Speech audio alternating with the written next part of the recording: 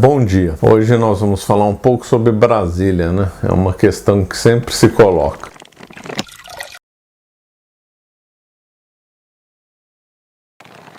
Valeu a pena ter construído Brasília? Valeu a pena? A proposta de Juscelino Kubitschek foi uma ideia excelente ou foi uma ideia bizarra e errada? Bom, parece claro que a última está mais certa, né? Que Brasília realmente foi produto de uma ideia infeliz. A ideia de mudar a capital do Rio de Janeiro para outro local já era antiga, né? Foi cogitada por José Bonifácio de Andrade e Silva, com o objetivo de defender o Brasil, a capital, né?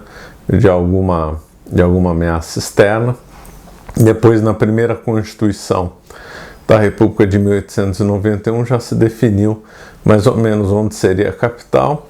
Então, inclusive contrataram geógrafos da Europa para vir estudar e definir o local. Então, essa ideia de mudança de capital não é uma ideia de Juscelino Kubitschek, é uma ideia que já tinha sido ventilada em várias épocas. E aí, em 1956, Juscelino Kubitschek realmente bateu o martelo e falou: vamos construir Brasília, né? E aí os preparativos começaram em 1956 e terminaram em abril de 1960, quando Brasília foi inaugurada. A um custo enorme, né? Ninguém sabe exatamente o custo do Brasília. Uns dizem 10% do PIB, outros dizem um valor diferente, mas é sempre na casa dos bilhões de dólares e bilhões de reais, né? Quer dizer, uma quantia exagerada para um país pobre. Essa quantia poderia ter sido usada de melhor forma em outros projetos, ou mesmo não ter feito nada. Isso aí gerou inflação, gerou endividamento, né? Então foi um grande erro do ponto de vista econômico de fazer Brasília. Não haveria necessidade de fazer, foi um custo muito alto. A suposta alegação que foi bom e interiorização do Brasil poderia ter sido feita por outros meios, né? Talvez, sei lá, alguém já falou em incentivos fiscais, deixar essas coisas para a iniciativa privada, desenvolver, gastar dinheiro de mudança de capital num país pobre não é assim uma boa ideia. Em relação à proteção do Brasil, que o Rio de Janeiro seria uma ameaça, podia se mudar para uma cidade já existente, não haveria necessidade de construir outra, né? No interior. Então, do ponto de vista de custo, não sustenta. Do ponto de vista de interiorização do Brasil, não sustenta. Poderia ter usado outros meios. E quanto em si, Brasília como tal, o outro ponto que se levanta, aliás, com toda razão, é que fica muito longe dos lugares mais densamente povoados do Brasil, né? Próprio Rio de Janeiro, São Paulo e outros, né? Fica ali isolado, um poder isolado, escondido. Agora, com as comunicações, isso aí ficou atenuado, porém, na década de 70 e 80, lá, né, funcionou como um bastião de resistência política, de corrupção, que sempre teve, claro, longe do poder, longe da pressão popular. Quanto ao projeto em si de Brasília, ainda se construísse uma cidade bonita e agradável, ainda vai lá, né? Poderia falar, usaram bem o dinheiro, construíram uma cidade bonita, mas Brasília é horrorosa, né? A estrutura urbanística dela, feita por Lúcio Costa, que ganhou o certame, foi inspirada em Le Corbusier, um famigerado arquiteto suíço, né? Inclusive foi baseado nos princípios da tal Carta de Atenas, que se defendia princípio de zoneamento de atividades de grandes blocos edificados afastados e ensolarados, cruzados por grandes vias.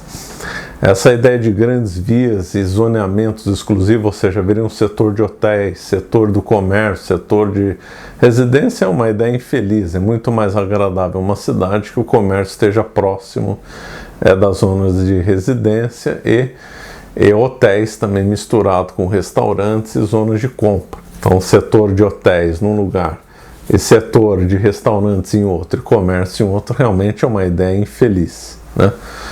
E depois, o Brasil é um lugar quente, Brasília é bem quente. Quer dizer, construir grandes vias, avenidas excessivamente largas, sem sombreamento, é uma ideia infeliz. A cidade fica muito quente, né?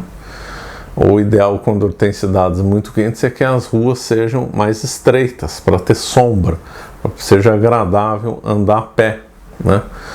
Então, fazer grandes avenidas, primeiro, fica ruim andar a pé, por causa do sol inclemente. Segundo, estimula o uso de automóvel, né? E acaba desaparecendo as esquinas. Brasília já foi definido como uma cidade sem esquina, dados os grandes espaços. Então, não é um lugar agradável para andar a pé, é um lugar que em vez de atenuar o calor, aumenta, porque as áreas sombreadas são diminutas por causa das grandes avenidas, grandes espaços abertos, né? É uma cidade que cultua o concreto, naquele estilo de Corbusier e Niemeyer, né? Grandes espaços abertos, com prédios delirantes, né? Niemeyer projetou lá vários prédios, Palácio do Alvorada, que aliás lembra um arco romano invertido, com simbolismo ruim. Tem o Teatro Cláudio Santoro em formato de pirâmide, daqui a pouco eu vou comentar. Congresso Nacional, com H, talvez com alusão a Hermes Trismegisto, né? E duas bacias, uma voltada para baixo, outra para cima. Forças terrestres, telúricas e forças celestes, todos símbolos esotéricos. A catedral é uma passagem subterrânea, né? Que dá a ideia de coisa iniciática. Um simbolismo péssimo, né? O próprio um dos cemitérios de Brasília é espiralado, também com simbolismo esotérico. E é cheio de triângulos, e também um outro H na rodoviária de Brasília, tudo remetendo a símbolos esotéricos, né? Tudo remetendo, segundo muitos dizem, ao Egito Antigo. Aí pode falar que eu estou vendo esoterismo onde não tem mais, e o paralelo com o Egito seja produto de ficção ou pontes erradas a serem feitas e tal, mente conspiracionista, etc. Porém, o próprio Juscelino Kubitschek viajou por Egito e ficou muito impressionado com o que lá viu. Palavras dele no livro Meu Caminho para Brasília.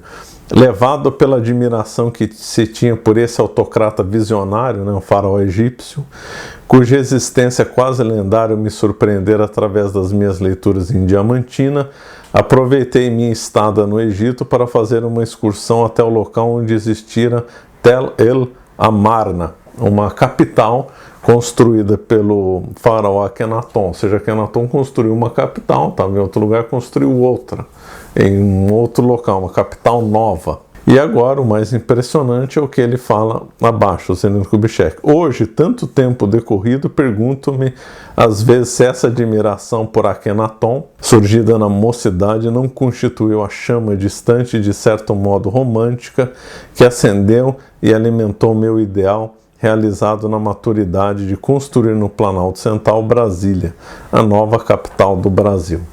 Então as pontes de uma nova capital do Egito, de Akenaton, com Juscelino Kubitschek, é um paralelo que ele mesmo faz, não sou eu que estou inventando.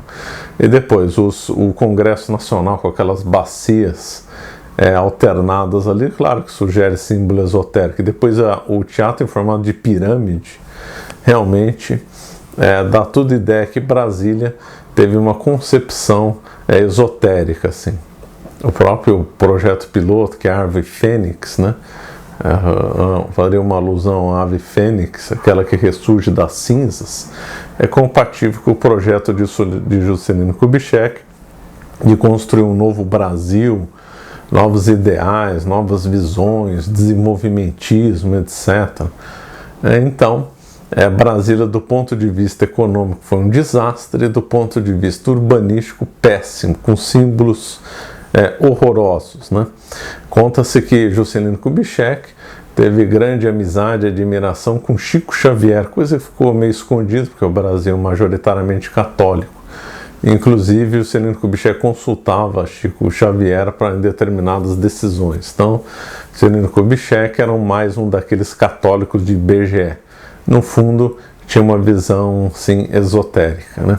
E é curioso, né, que essa visão esotérica se junta com visões comunistas, né? Porque o Niemeyer era um comunista histórico que fez prédios cuja simbologia nitidamente esotérica coloca em destaque o Teatro Santoro, que é em formato de pirâmide, obviamente um elemento esotérico, Congresso Nacional e a Catedral de Brasília. Essa que dói mais por ser uma igreja católica. Então, eu já tive na Catedral de Brasília, é simplesmente horrorosa. E aquela passagem subterrânea, é claro que é uma ilusão a templos iniciáticos, né, das trevas para a luz, um jogo dialético, um jogo de iniciação. Então, Brasília não se salva por nenhum lado, nem econômico, nem político, nem quanto ao seu urbanismo e sua arquitetura. Triste Brasília. Claro que isso não é uma crítica a quem mora lá e trabalha, isso é uma crítica com o dinheiro investido que foi lá e o projeto urbanístico e a arquitetura. Comparar Brasília com o Rio de Janeiro dá até dó, né? Rio de Janeiro é uma cidade extremamente agradável, embora decadente, com violência, mas muito mais agradável, muito mais interessante, né, que Brasília. A capital deveria ter ficado no Rio de Janeiro e ter usado esse dinheiro, que contos que levaram até tijolos com avião para acelerar, né, a inauguração de Brasília. Podiam ter usado para finalidades melhores. Bom, fico por aqui e lembro a todos que faremos a Semana da Independência no dia 5, 6 e 7 de setembro, né? Daqui a uns 10 dias. As inscrições se encontram no link aí abaixo. Muito obrigado. Se você gostou desse vídeo, por favor, se inscreva no nosso canal.